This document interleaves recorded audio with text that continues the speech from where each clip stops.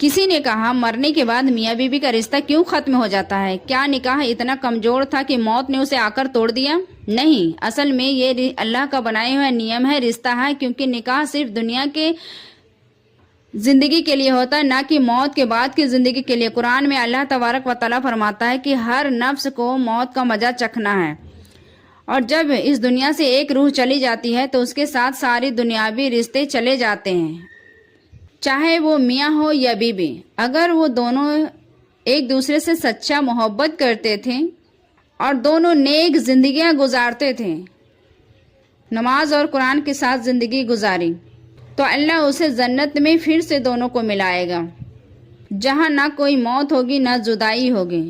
موت رشتہ تو توڑ سکتی ہے لیکن محبت نہیں۔